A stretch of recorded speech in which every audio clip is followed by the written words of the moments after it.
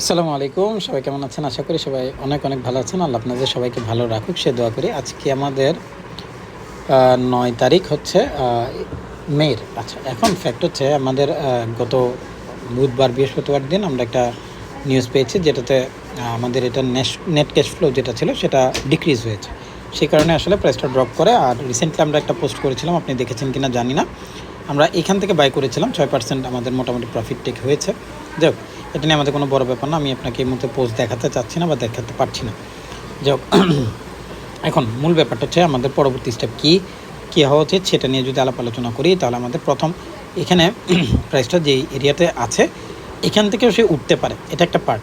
যদি না উঠে, যদি সে আমাদের যে লাস্ট এরিয়া আছে 58-60 সেটার নিচে আসে, সেক্ষেত্রে হচ্ছে আমাদের প্রথম এরিয়াটা বেসিস হবে মিনিমাম ড্রপ পর্যন্ত, অর্থাৎ আমাদের মিনিমাম ড্রপ হচ্ছে 57 টাকা।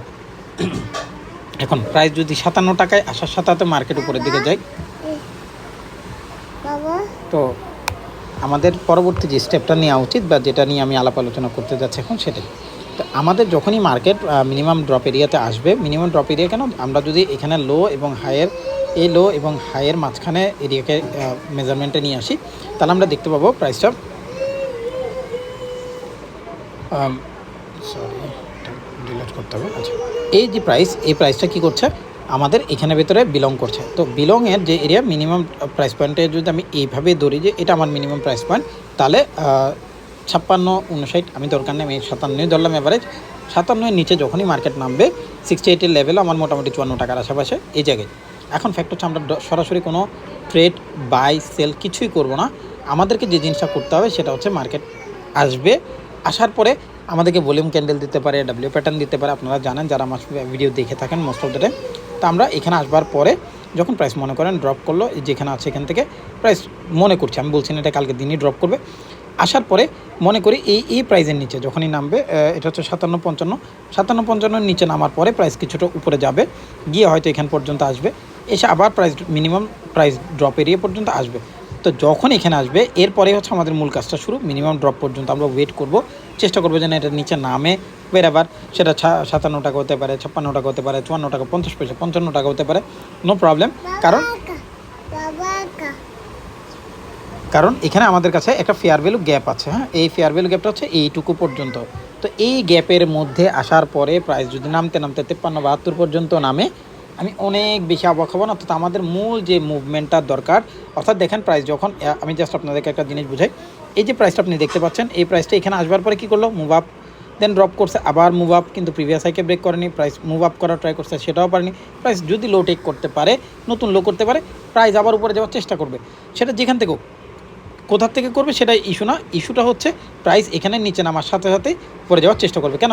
কারণ নতুন বায়ার ক্রিয়েট হবে। এই যখনই এই প্রাইসটা নিচে আসবে, এই যে এটা, আরে এই প্রাইসের নিচে যখনই আসবে, প্রাইস নতুন করে আবার লো টেক হবে। লো টেক হলে নিউ বায়ার স্টার্ট হবে। কারণ যারা এখানে অ্যাভারেজ করতে চাচ্ছে, যারা নতুন বায়ার খুঁজতেছে, যারা প্রফিট করছে, যারা দেখেন মার্কেট থেকে যখন প্রফিট করা তখন কিন্তু মাথায় থাকে যে আমি কনফিডেন্স ইভেন্ট থেকে কিন্তু প্রফিট করছিলাম। লসের কথা মনে থাক না থাক ভাই, প্রফিটের কথা বেশি মনে থাকে। তো যখনই এখানে যারা প্রফিট করছে অলরেডি, ওরা আবার নতুন করে এখানে বাই করার ট্রাই করবে, সেটা হচ্ছে 57-58-70-এর নিচে আসার পর। তো আমাদের মূল টার্গেট থাকবে একটাই ভাই, 57 টাকার নিচে আসবে, 57 টাকার আশেপাশে আসবে, 54 টাকা 55 টাকা বেড়েবার যেখান থেকে আসবে ক্যান্ডেল দেখবো, বুঝবো, মনের মতো যদি ক্যান্ডেল পান, চেঞ্জ পান, ডাব্লিউ প্যাটার্ন পান, রিট্রেস পান, যা মন চাই পান ভাই, বাই করতে পারবেন, কোনো প্রবলেম নেই। কারণ নভেম্বর পর্যন্ত আমাদের একটা গ্যাপ আছে, যে গ্যাপ পর্যন্ত আমাদের Q1 আসতেছে না। তো Q1 আগ পর্যন্ত আমাদের ডিভিডেন্ড ঘোষণার কোনো কাহিনী নেই। তো নভেম্বর বাদ দিলাম, আমি অক্টোবরই ধরলাম, অক্টোবরের লাস্ট পর্যন্ত আমরা মোটামুটি পেয়ে যাচ্ছি। তো আমরা ওটার উপর বেসিস করে আগাচ্ছি। যদি আমরা ইনশাল্লাহ সব কিছু ঠিকঠাক থাকে, আমরা 56-57 ঘরে কোনো একটা ইনশাল্লাহ ট্রেড পাবো। 56-57 না পাই, 55 পাই, যেখানেই পাই, আমাদের ফেয়ার ভ্যালু গ্যাপের মাঝখান থেকে যে কোনো একটা ট্রেড আমরা পাচ্ছি, মোটামুটি এটুকু শিওর। তো সেখান থেকে ট্রেড করেন, ভালো করেন, প্রফিট করেন, আমার জন্য দোয়া করবেন যদি প্রফিট হয়। আর আমার পরিবারের জন্য দোয়া করবেন। আমি আপনাদের পরিবারের প্রত্যেক সদস্যদের জন্য অনেক দোয়া করি, মন থেকে করি। এটা কোনো দেখানো না, কিছু না। আমি চাই আল্লাহ আপনাদের সকলকে খুব ভালো রাখুক, সেজন্য আসলে আপনাদের জন্য ভিডিওগুলো নিয়ে আসা। এখানে আসলে আমার সেরকম কোনো কী বলে আসলে ফায়দা নেই। তারপর আমি আপনাদের ফায়দার জন্যই জিনিসটা নিয়ে আসতেছি। তো আমার এই ভিডিওটা শেয়ার করবেন, কারণ আমার কী বলে রিকমেন্ডেশন অফ আছে। যদি আপনার মনে হয় এটা কারো উপকার আসতে পারে, অবশ্যই আপনি আপনার ওয়ালে শেয়ার করে নেবেন। বা কোনো একটা গ্রুপে শেয়ার করবেন। ধন্যবাদ। আসসালামু আলাইকুম।